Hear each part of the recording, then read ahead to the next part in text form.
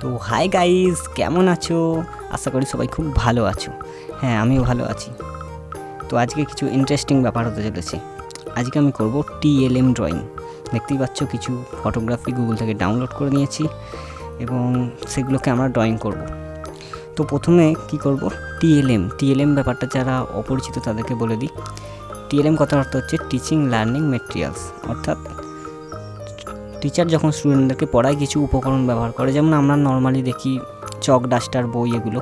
তাছাড়াও কিছু কিছু উপকরণ হয় যার মাধ্যমে স্টুডেন্টরা খুব সহজে বুঝতে পারে। তো সেরকমই একটা টিএলএম আজকে আমি ড্রয়িং করতে চলেছি। তো তার জন্য মেনলি এটা যেটা হবে, এটার নাম হচ্ছে নানা রকমের শাকসবজি।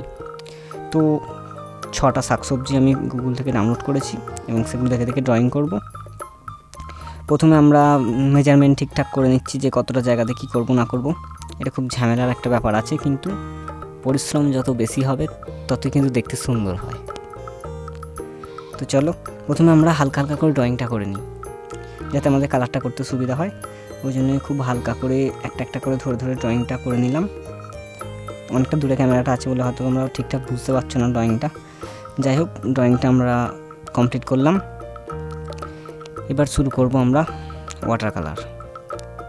আর সবথেকে বড় ব্যাপার যেটা এখানকার, এই যে ড্রয়িংটা আমি করছি, এটা করছি কার্টিস পেপারে। আর অনেক দিন পর আমি কার্টিস পেপারে ওয়াটার কালার করছি।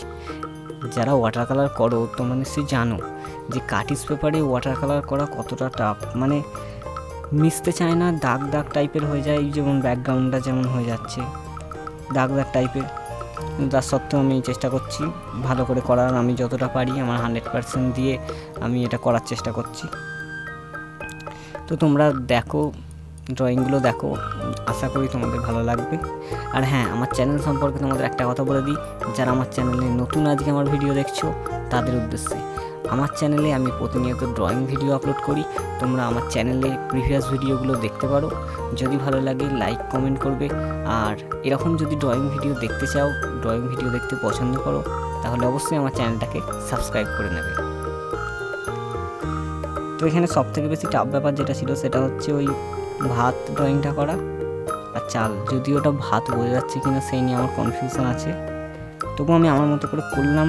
মানে ভাত করার চেষ্টা করেছি, এবার ভাত হয়েছে না মুড়ি হয়েছে কি জানি। বাকি ড্রয়িংগুলো মোটামুটি হয়েছে বোঝা যাচ্ছে, কিন্তু আমার ওই ভাতটা নিয়ে একটু কনফিউশন আছে। আমার মতো চেষ্টা তো করেছি, এবার আচ্ছা কমপ্লিট হোক। তোমরা ভিডিওটা স্কিপ করবে না, পুরোটা দেখো। কেমন লাগে ভিডিওটা তোমাদের? আশা করছি তোমাদের খুবই ভালো লাগবে। আর অনেকটাই পরিশ্রম লেগেছে। এটা আমি এখানে ফাস্ট করে দেখাচ্ছি খুব ইজিলি, বাট এক একটা ড্রয়িং করতে আমার 15 থেকে 20 মিনিট টাইম লেগেছে। আর সবথেকে বেশি লেগেছে ওই ভাতটা করতে। আর এই যে ধানটা যে আমি করছি, এই ধানটা, কারণ ধানটা যে করছি দেখো, ধানের ব্যাকগ্রাউন্ডটা কালার করতে আমার অনেকটা টাইম লেগেছে। একটা একটা ধান বেছে বেছে না ব্যাকগ্রাউন্ডটা আমাকে কালার করতে হয়। আর এই যে দাগ হয়ে যাচ্ছে কার্টিস পেপারে, তো অনেকটাই প্রবলেমের ব্যাপার। যাই হোক, আমি করলাম, ড্রয়িংটা কমপ্লিট করলাম। এবং করার পর আসছে আসল কাজ। চারধারে বর্ডার দিতে হবে সুন্দর করে, উপরে লিখতে হবে।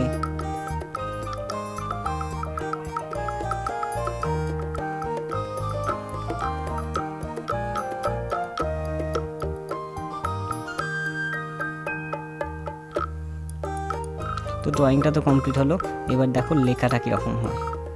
লেখাটা তো আমি একটু ক্রিয়েটিভিটি অ্যাপ্লাই করলাম। আমি ভাবলাম যে দুটো কালার মিক্সড করে লিখি, তাহলে নিশ্চয়ই দেখতে আরও ভালো লাগবে।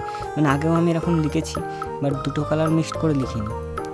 তো ওই জন্য দুটো কালার মিক্সড করলাম। কী কালার ভেবে ভেবে ভাবলাম হলুদ কালারটা ইউজ করা যাক। তো রেড আর ইয়েলো এই দুটোকেই মিক্সড করে করছি, কিন্তু মনে হচ্ছে যে ইয়েলোটা খুব ফ্যাকাসে লাগছে। তো ওই জন্য আমি বর্ডার দেওয়ার ব্যবস্থা করি, দিয়ে বর্ডার দিয়ে দিই যাতে ভালো দেখতে লাগে। তো এইভাবে এটা করলাম। এটা করতে অনেকটাই খাটুনি লেগেছে। অ্যাকচুয়ালি এটা আমার না, আমাকে একজন করে দিতে বলেছে এরকম টিএলএম, তো ওই জন্যই আমি করে দিলাম। তো যাই হোক, সবশেষে ড্রয়িংগুলো কেমন হয়েছে আমাকে জানাও। তোমরা অবশ্যই আমাকে কমেন্ট করবে যে কেমন হয়েছে ড্রয়িংগুলো। আর তোমরাও কি আগে এরকম টিএলএম ড্রয়িং করেছো? তো তো ভালো থাকবে, সুস্থ থাকবে, বাই।